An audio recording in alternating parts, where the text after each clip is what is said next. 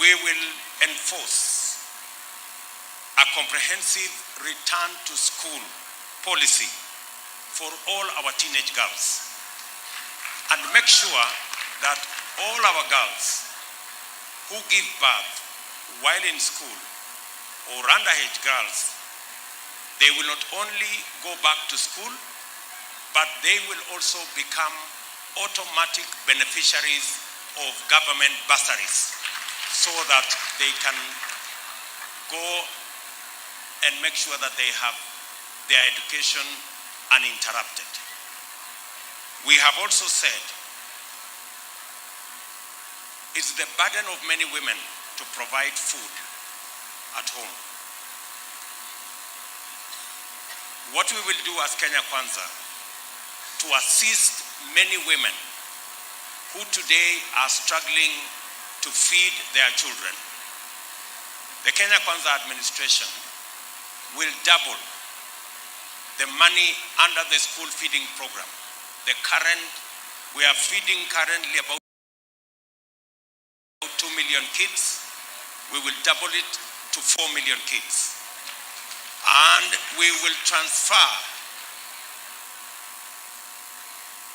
as conditional grant that money to counties, and we will ask every county to match a shilling for a shilling so that our ECDs and our primary schools will have lunch portions for all our primary school children as part of alleviating the challenge of feeding our children that is mostly on the shoulders of the women of Kenya.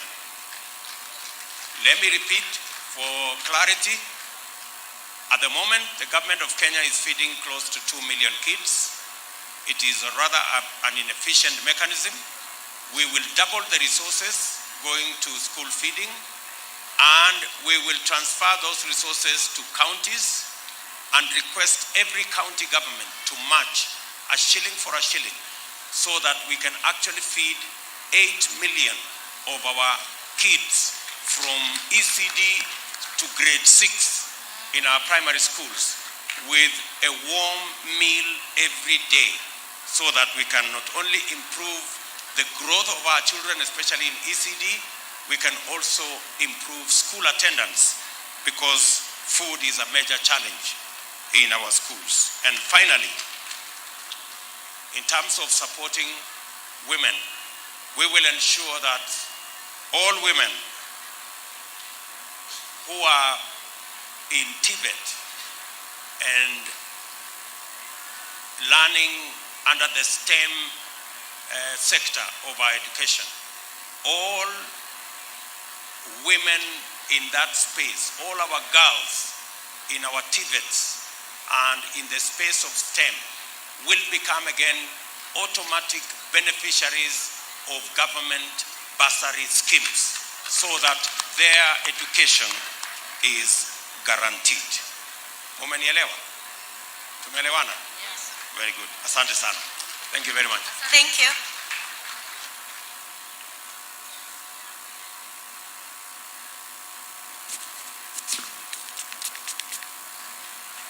Wamama hoye.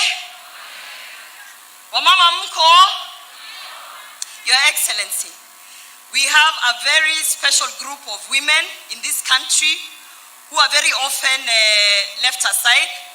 Our next speaker is actually deaf, but she's very active in these spaces, and she has a very powerful story that will highlight the issues in terms of healthcare around people with disability, and particularly women with disability. Karibu, Miriam. Welcome.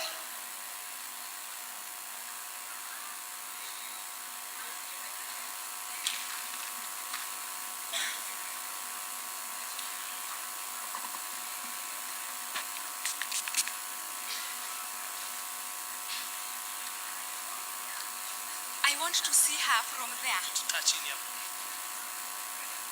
Which one?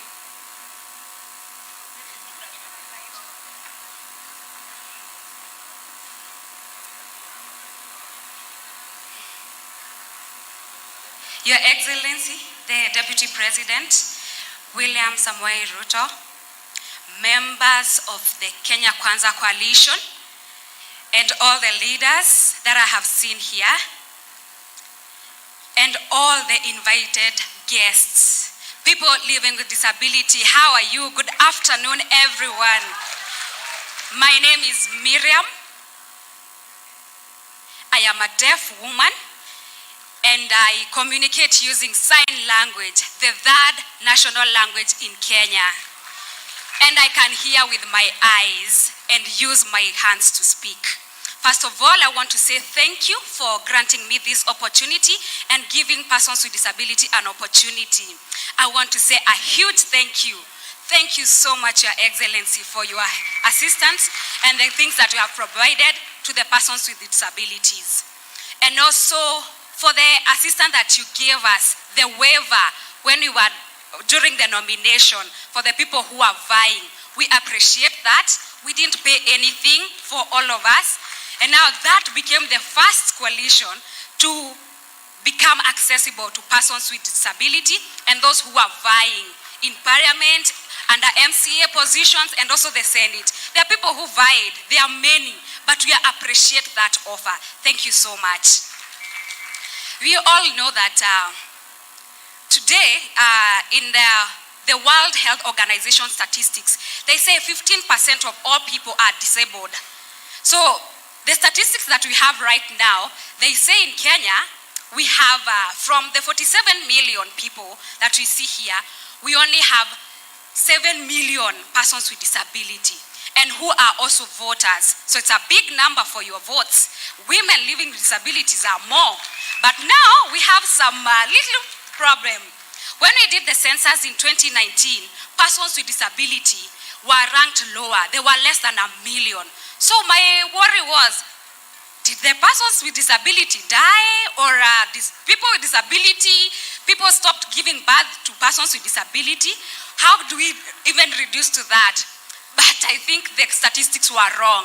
From all that we know, I would want to talk about the issue about concerning persons with disability, and specifically focusing on the health education and the poverty eradication for persons with disability. On the issue about health, it's true, I would want to say that the health system is not good and accessible for persons with disability. I'd request you as the 5th President of Kenya, when you take over the office, kindly just assure persons with disability they'll have the access to health facilities, health services, because especially the area on sexual reproductive health, that's where the issue is. Persons with disability, anytime they go to the hospital, they are stuck. Maybe a woman is pregnant, they are on a wheelchair. So when they come to the hospital, maybe the nurse ignore them. Sometimes they don't even care for them. We have always been lost, especially on issues with disability. So many women have died because of lack of this accessibility. On this issue about health and also communication accessibility, you imagine a person who is deaf goes in hospital, the doctor doesn't understand sign language, and the nurse does not understand sign language, and the deaf person is there. They cannot write. How will they communicate? How will they communicate? So I'll just give you an example of my story. A few years ago, I was married. I became pregnant. I went to a hospital. So I just went, and when I came there, I just a normal person. When you see me, you'll see like I'm a normal person. So the person looked at me, and when I went to the doctor, we started interacting with like, hiya, a deaf person, you are pregnant. Oh Jesus, what happened? Which devil did this to you? I was scared. Did a devil make you pregnant? So I was like so scared. A devil, where from? I married so that I became a devil. Does that mean that I married a devil? But it's because people thought that we cannot get married. The communication challenge is a big issue. Another time, my colleague who we worked together with, 2 years ago, they went to the hospital the same way. They had the challenge. When we went there, she had a UTI. She had an issue with her reproductive health system. So when we went to the hospital, the doctor misdiagnosed them because of their communication. So when they went and they were trying to when they were told to go and take that medication, it was wrong. In the afternoon, they took, and then they have been taking the medicine in the wrong way because communication was done in the wrong way. So when they went back, they were told they had a problem with the UTI. So when we went back to the hospital with an interpreter, we found out the issue was a different thing, and they had been given the wrong medication. So you see, that can cause a real challenge to persons who are deaf and also persons with disability. On health, for the health workers, I'd propose, maybe they are being trained on how to be accessible to persons with disability. Also, on issues with disability, most people don't have money. They are very poor. Because you see how the NHIF, for example, doesn't care about persons with disabilities' health. So anytime you go, for example, right now, me, a deaf person or a person who is visually impaired, when they go and ask for the services, they're deaf. So the way the disability card is made does not help anything. It's not cheap. Because anytime like I go for assessment, I'm required to have 10,000. Like a child of mine who is there to get a disability card, to go to school, you must go for assessment. Very expensive. You have to pay for that assessment. So maybe you can make it inclusive for NHIF and for the assessment anytime we go for those assessments. And also for therapy, for the wheelchair, there's assistive devices. Maybe make them as accessible for us. I'll go back to the issue of poverty. Let me tell you, it's true. All of us, we are hustlers here. Persons with disabilities are here. They are mama mbogas. We have people who have been selling mitumbas. You know, all of us, we have been doing those businesses.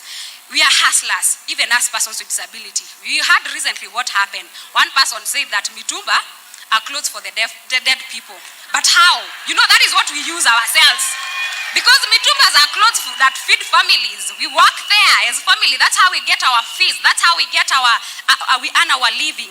So if we eradicate the mitumba business, who is going to take up the burden that we have been having?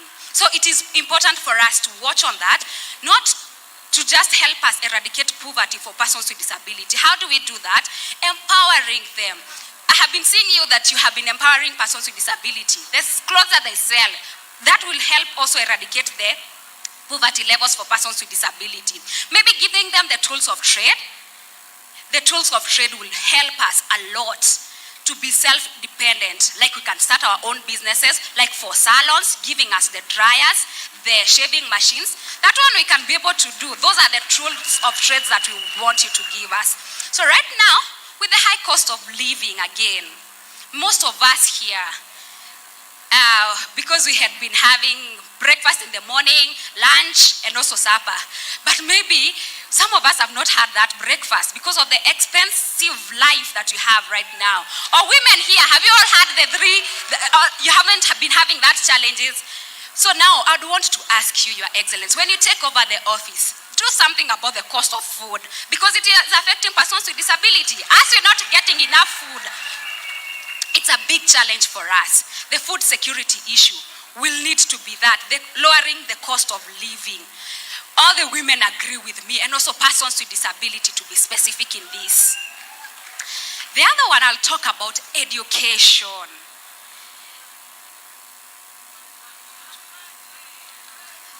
The previous time,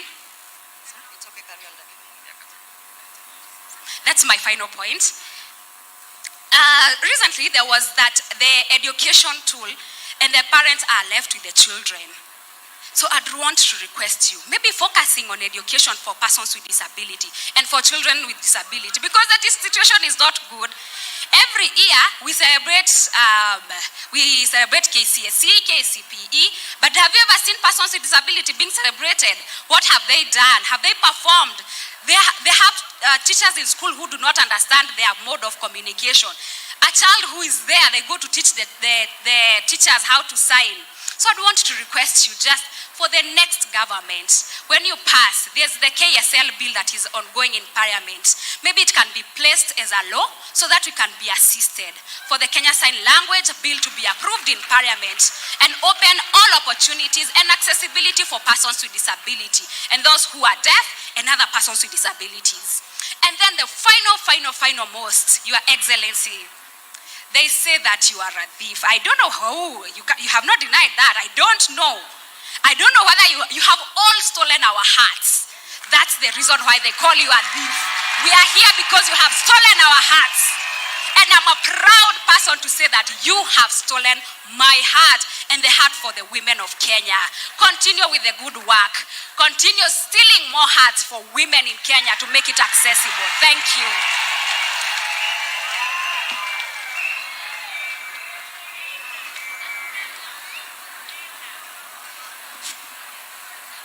Thank you very much, Mariam. Yeah, thank you very much for your presentation. I just want to tell you, Mariam, I know you have spoken to many issues to do with people living with disability. I want to tell you that we are working with the leadership of people living with disability. We are actually going to have a separate people living with disability charter as Kenya Kwanza, so that we can work on all the issues you have raised on matters to do with education of people living with disability, access to buildings, access to government services, NHIF, and many of those other things. But specifically, the issues you have said that relate to women, I want to tell you that majority of the people in this space, or matters to do specifically with women, we have said that NHIF, which we are going to transform to Hustler Healthcare. So Hustler Healthcare is going to ensure that, number one, community health workers or community health volunteers who today are doing a lot of work around women in vulnerable spaces, around women who need support. We are going to make sure, as Kenya Kwanza government, we are going to enter into a co-sharing agreement with every county so that we pay half the stipend for community health volunteers and the counties pay half the stipend, so that we can meaningfully benefit from the personnel in the community health space that are already trained and that will support people living with disability as they support women especially. We have also said that, of course, the entire NHIF program that is currently available to people living with disability, women, orphans, and sometimes there is delay, especially in giving out stipends under the NHIF program. We want to tell the women beneficiaries in this room of the cash transfer program that the Kenya Kwanza administration will change policy so that all stipends paid to people living with disability, to people, to orphans, to the old, the aged in our society, stipends owed to these people will be paid before salaries of public servants is paid. At the moment, sometimes it takes up to 4 or 5 months before people on cash transfer receive their stipends. We will make sure that it is paid for every month upfront before salaries of public servants is paid. And finally, we will make assessment for people living with disability free. You will not need any money to be assessed so that you can qualify as a person living with disability. The rest of the issues, Mariam, we're living with disability. Asante sana. I'd want to thank you, and also for bringing persons with ability on the table. Because anytime we are not on the table, then we cannot be included, and we don't know you might not know our needs for persons with disability, and especially women with disability, nominating them for the MCAs, Senate, and the MP position. Thank you. Thank you very much, Mariam. And I think for the wonderful presentation you have made, I will ask the Kenya Kwanza Secretary Generals to find a place for the nomination of Mariam, so that she can prosecute matters to do with women and people living with disability in one of our assemblies.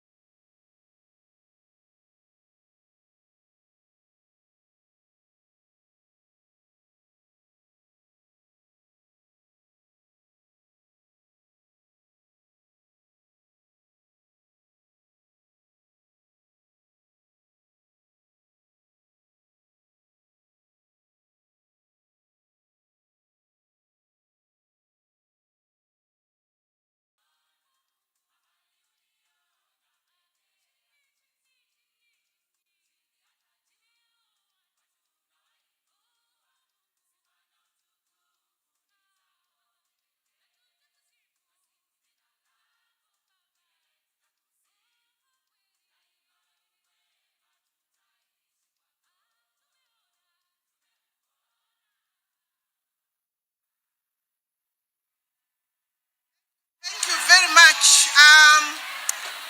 So far so good. So far so good. Wakina mama hai. Kenya Kwanza. Hebu rudini kwa mkutano. Kenya Kwanza. Kenya Kwanza. Kazi ni kazi. Kazi ni kazi. So far you are following. Si tunaendelea kupeana mambo yetu, si ndio? Mimi naona tuko sawa na serikali ya Kenya Kwanza. Wakina mama hai. We want to now go to the next session, Your Excellency. The next session is for you, and it is a very important aspect. And I will ask Soipan to come and explain why it is critical, because the commitments you have now made, the ones you continue making, we want them to be documented. Most important thing, we want to document, because women have been promised before. We want the promise from William Ruto to be a promise like no other. Thank you, Soipan. Please, Honorable Soipan, Member of Parliament for Narok County.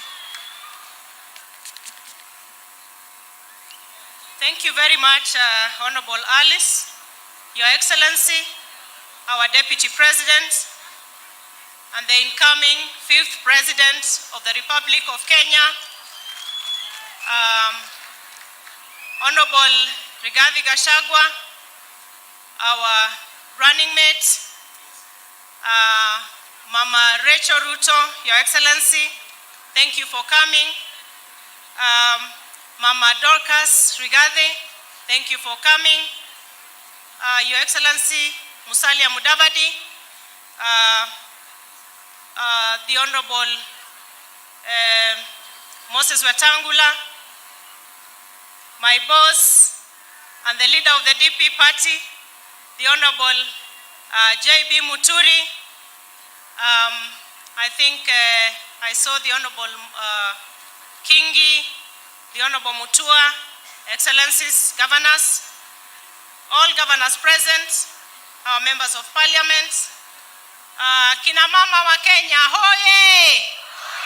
Akina mama hoye! Bwana Yesu asifiwe! Bwana asifiwe! Your Excellency, we are going to a very important session. We are saying as the women of Kenya, we want to say to you and the Kenya Kwanza Alliance team, you have set a precedent like no other. Your Excellency, you are model of campaign. Someone will have to write a book about it. It has not been done before. The charter that we have brought before you, it was not written in a boardroom.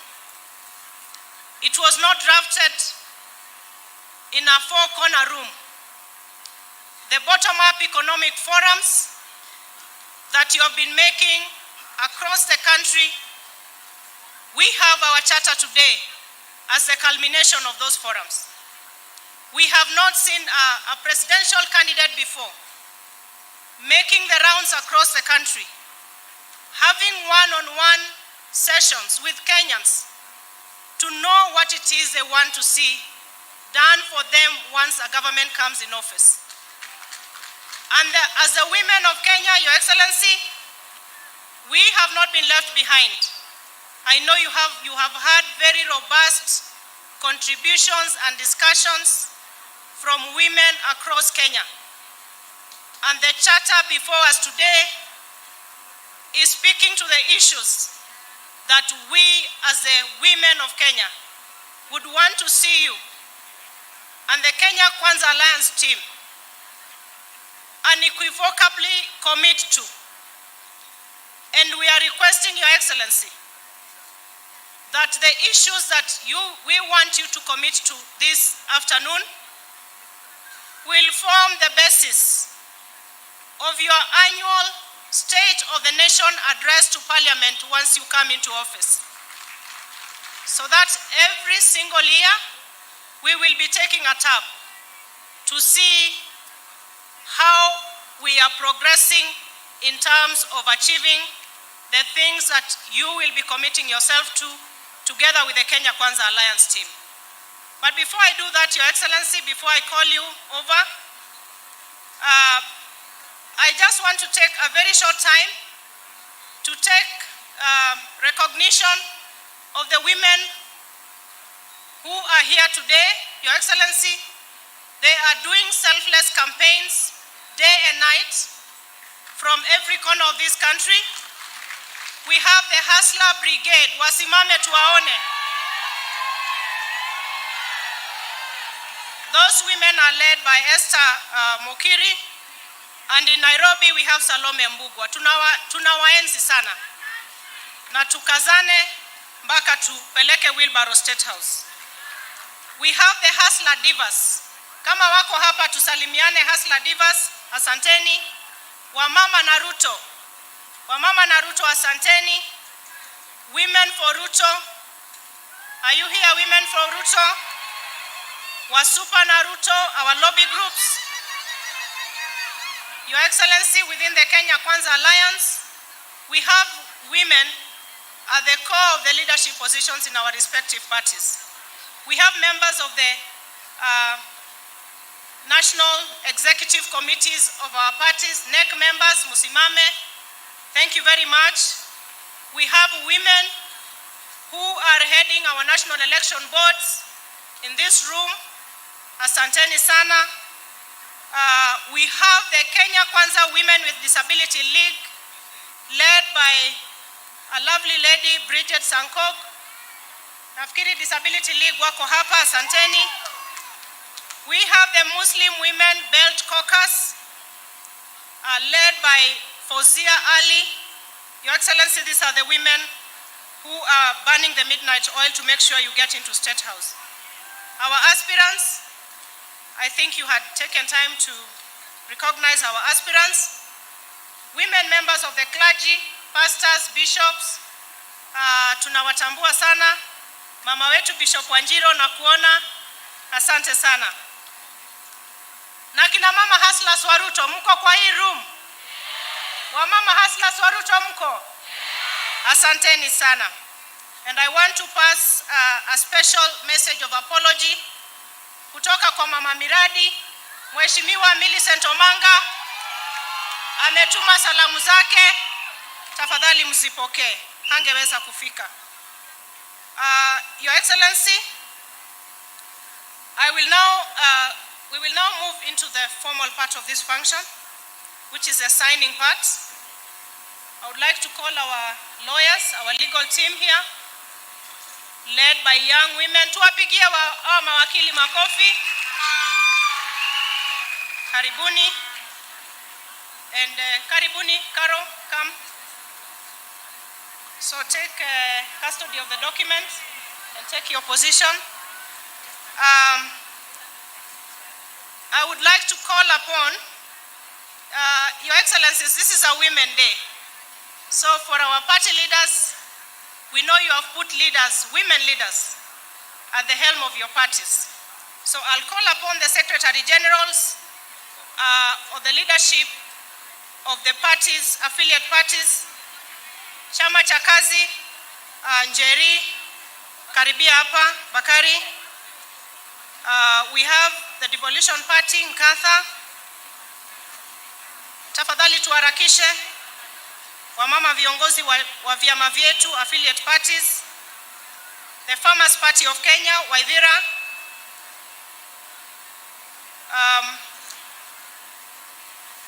Tujibebe wa Kenya Party.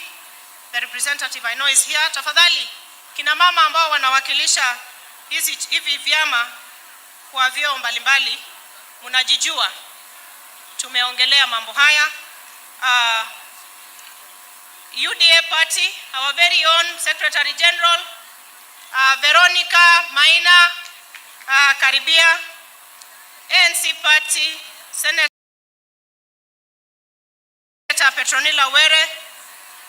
Ford Kenya Party, Pauline Nangila. The Democratic Party of Kenya, Veronica Waithira. Tunapia mwakilishi wa PA. Tafadhali mchukue nafasi zenu.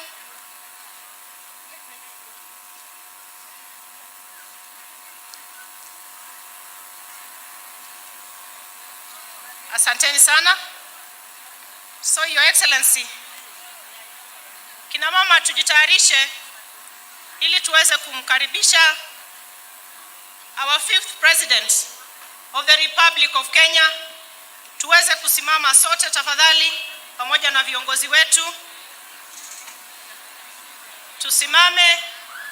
Your Excellency, it's your moment. The women of Kenya are watching. The women of Kenya are listening to hear the commitments that you have for them.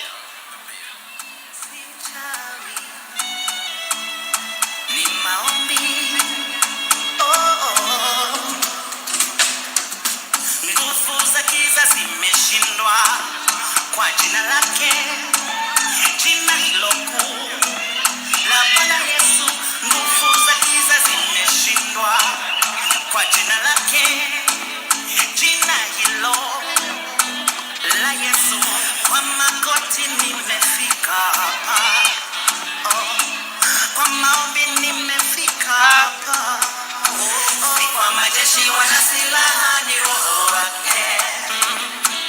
Nguvu za giza zimeshindwa. Kwa sababu tutulia kidogo, kwa sababu ya nafasi hapa, nitawauliza our lady governors, karibieni tafadhali.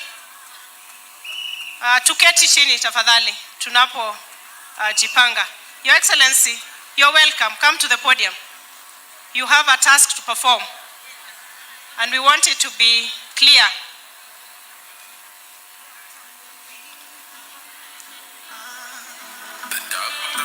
Bishop Wanjiro.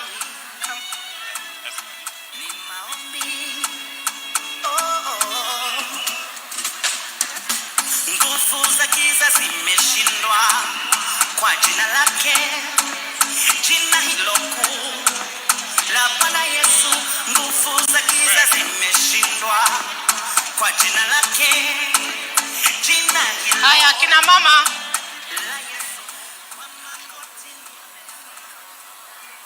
Kina mama hoye.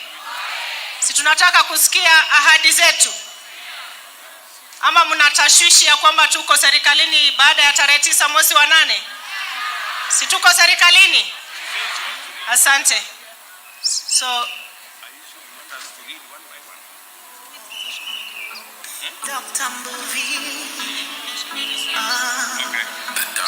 to kindly let us take this moment.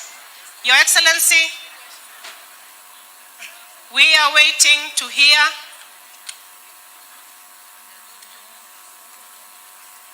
what, Your Excellency, we have some 7 key points here. The first one of which is economic empowerment. We want to hear from your own words what you're telling the women of Kenya concerning economic empowerment. Karibu, Your Excellency.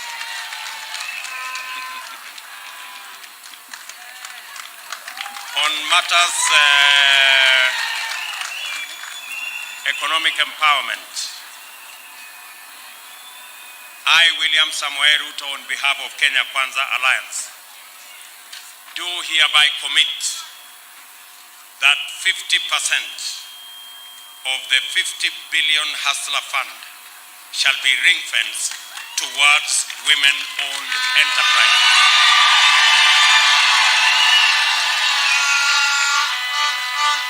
I also commit to actualize access to government procurement opportunities by ensuring that women-owned enterprises will automatically qualify for the LPO financing through the Hustler Fund without any other conditions. Situpige makofi kina mama. The second point, Your Excellency, that we want to hear your words on are on the leadership of this nation. I, William Ruto, on behalf of Kenya Kwanza Alliance, do hereby commit to actualize the 2/3 gender principle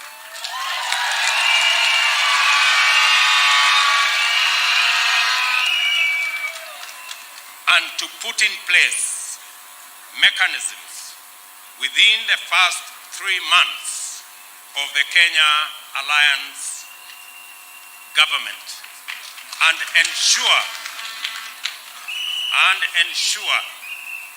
that this 2/3 gender principle is actualized immediately the mechanism is in place, and that it doesn't have to wait until the next general election.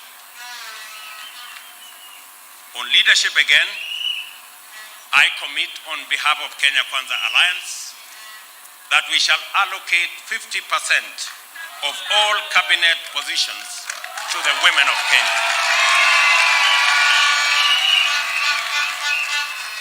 Additionally, I commit that we will ensure that the Public Service Commission, in all its advertisements and recruitment, and all government agencies, commissions, parastatals, and other government agencies shall strictly observe the 2/3 gender rule.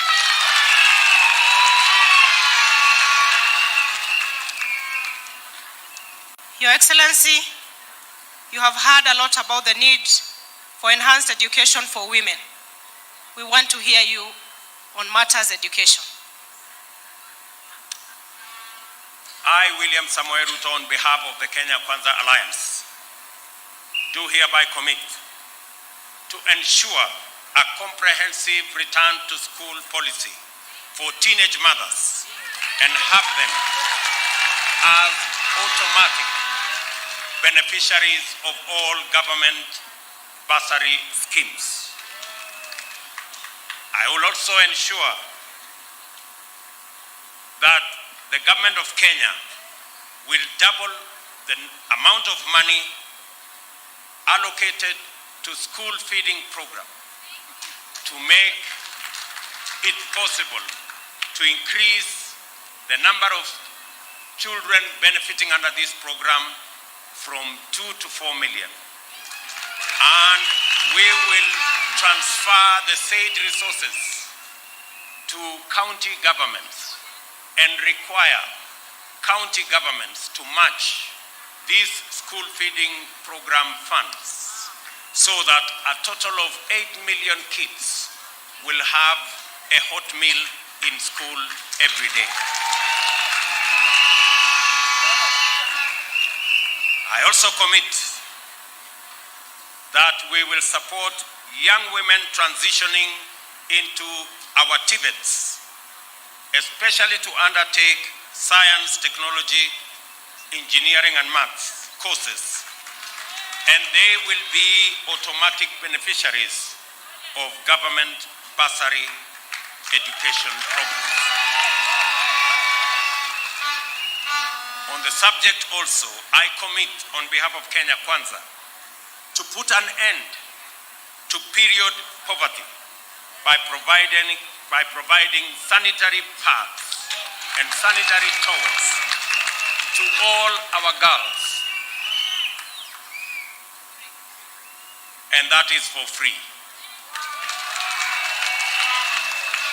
I also commit that we will create in the Kenya School of Government an institute to train women and build the capacity of women in leadership and entrepreneurship. Thank you, Your Excellency. Makofi kwa mambo ya education. The fourth point is on the protection of women against sexual and gender-based violence. Welcome, Your Excellency. I, William Ruto, on behalf of the Kenya Kwanza Alliance, commit to establish a women's rights agency to be housed under the office of the President with a mandate to address sexual and gender-based violence, including protection against early marriages, female genital mutilation, abuse of domestic workers locally and internationally, and the establishment of county rescue centers for victims of SGBV. Thank you very much, Your Excellency. Now to matters health. Welcome, Your Excellency. I, William Ruto, on behalf of Kenya Kwanza Alliance, do hereby commit to establish the Hustler Health Care Program. By December 2022, every Kenyan, including every Kenyan woman, shall be insured or shall have health insurance at affordable premiums, and where they cannot afford, the government of Kenya will pay for the women who cannot pay. Secondly, I commit to ensure that adequate numbers of community health volunteers and establish a cost-sharing framework between national and county governments in the payment of their stipends. I commit to provide mothers of newborn babies with diapers, for their children for a minimum of 3 months paid for by the government of Kenya. Thank you, Your Excellency. Wapi makofi ya our 5th President. Your Excellency, on matters environment. I commit to ensure availability of clean, safe, and environmentally friendly and affordable cooking fuels, and eventually eliminate the use of firewood and charcoal for cooking by making sure that we have a government program that is built around cooking gas and making it affordable to all the women of Kenya. Thank you, Your Excellency. Akina mama, maneno ya makaa na kuni tumekataa, si ndio? Tunasonga mbele. Your Excellency, on matters agriculture and ownership of land by women. I, William Ruto, on behalf of Kenya Kwanza Alliance, commit to ensure full enforcement of the spousal consent provisions of the law in all land transactions and property rights to cushion women, children, and families from dispossession of family land. Thank you very much. Makofi kina mama. Asante sana, Your Excellency. Sasa tutaenda kwa kilele cha mkutano huu, kikao hiki. Nani, Your Excellency, tunataka utuwekee kidole. Na unaona umezingirwa na mawakili, kina mama viongozi, kwa sababu tunataka tutakuandama ili tuweze kutekeleza zile promises, ahadi ambazo umewapea kina mama wa Kenya.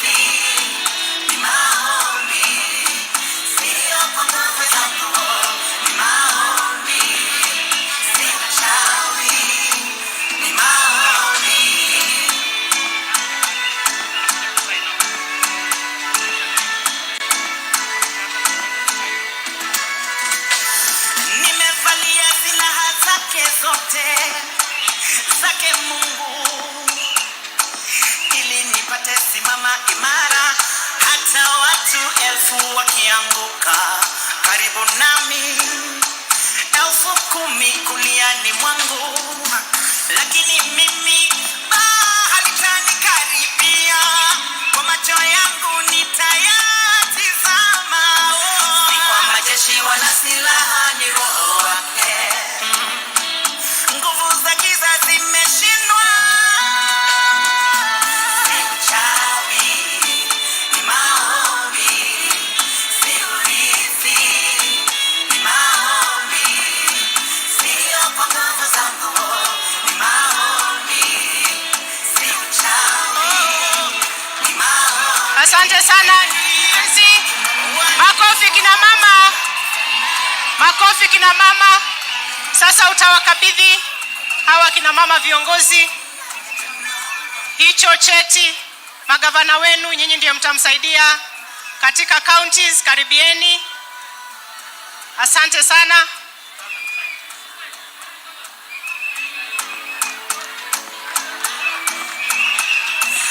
Kwa majeshi wala silaha, ni Roho wake. Nguvu za giza zimeshindwa. Asanteni sana kina mama, tupige makofi. Your Excellency, Your Excellency, karibia hapa. Karibia hapa. Your Excellency, sio kina mama wote wameona ile cheti ambayo umesign. Tutakuomba uweze kusoma.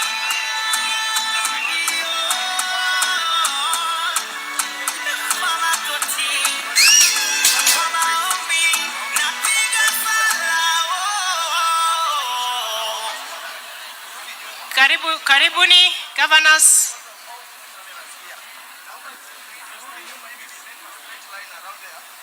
So Your Excellency, karibia. Na vinara wetu, mtatusamehe leo ni siku ya kina mama, lakini tunawakaribisha kabisa. Your Excellency Musalia Mudavadi, karibia hapa. Excellencies, karibieni. Governors, naona Governor Lusaka, Speaker Muturi, karibuni.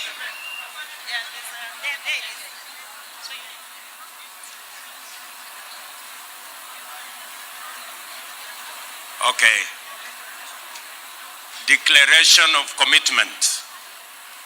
We, the Kenya Kwanza Alliance, greatly inspired by the countrywide bottom-up economic forums that have provided us with an opportunity to listen to women, ranging from professionals, mama mbogas, politicians, students, housewives, to name just but a few, do hereby commit to this charter, which is a product of this process.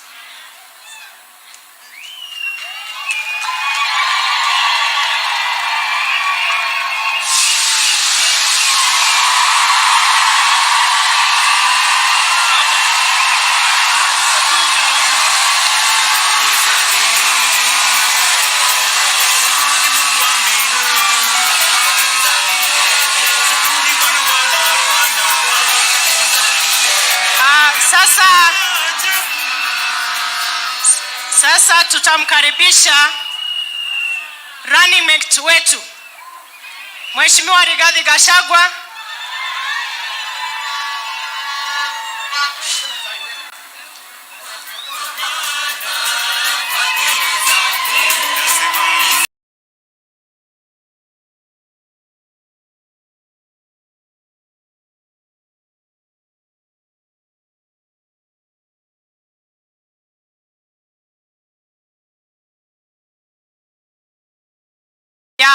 Ile ya our fifth president, tutawaandama nyinyi wawili pamoja ili kufuatilia maneno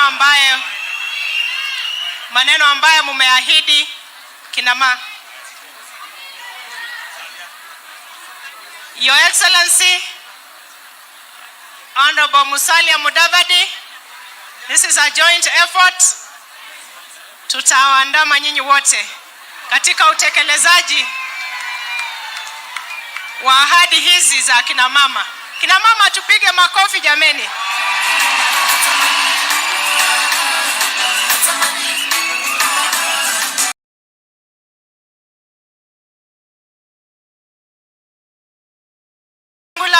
Kinara wetu wa Ford Kenya, na wewe ni wakili, tia sahihi pale. Tutakuwa hapa kwa hapa na nyinyi katika kutekeleza ahadi kwa kina mama.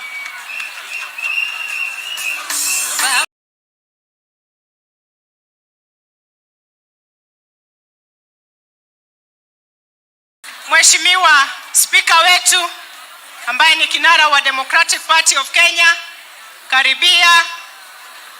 We are committing you to the Mheshimiwa Justin Muturi. Tafadhali sahihi Mheshimiwa Justin Muturi. Tutakuwa na nyinyi baada ya tarehe 9 katika kufuatilia. Aden Duale, hatutakuacha nyuma.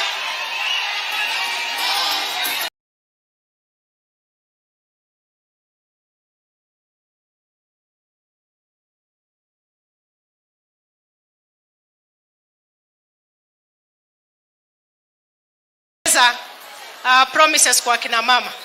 Mheshimiwa Kenneth Lusaka, Speaker wetu wa Senate, tia sahihi pale. Kina mama jameni, tufurahie na tupige makofi. Asante.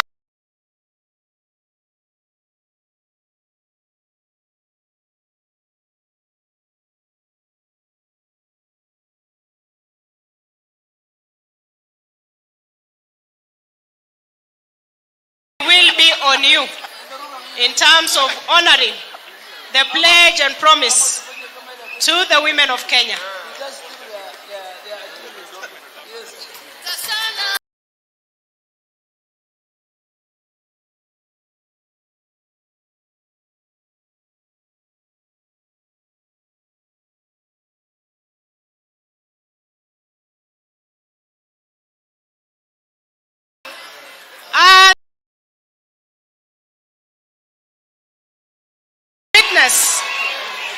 Yes.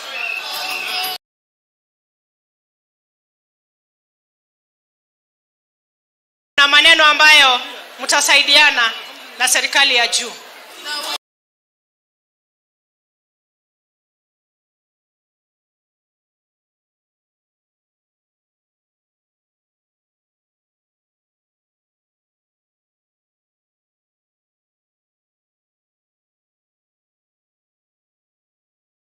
wa Nakuru County, Mama Susan Keheka.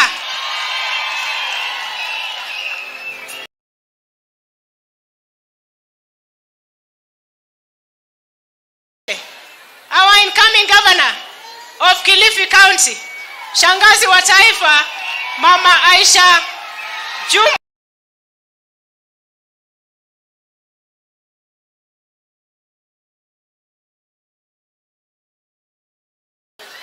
Madam Fatuma Achani.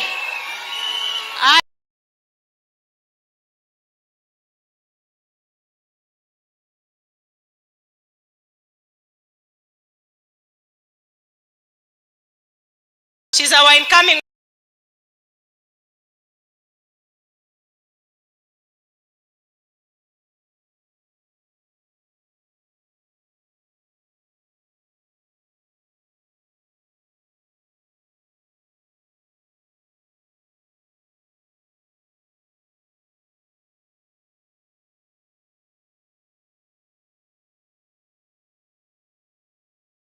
Na kuwakilisha our secretary generals na viongozi wa vyama vyetu, Veronica Maina, secretary general UDA party.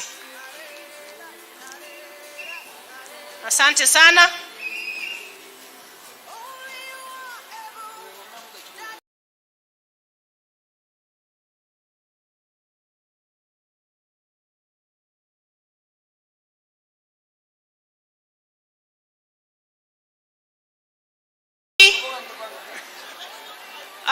Pamoja na vinara wetu hapa kuwatambua candidates wetu ambao ndio wanafanya kazi pale mashinani kuhakikisha tunaenda State House. All our women MCAs, ninawaomba tafadhali msimame hapa mbele. Kina mama MCAs, tafadhali kwa haraka tusimame hapa mbele. Kina mama wetu wote, members of parliament, karibieni hapa juu. Hawa MCAs, kwa sababu mko wengi, tafadhali tusimame hapa chini. Tafadhali waheshimiwa MCAs,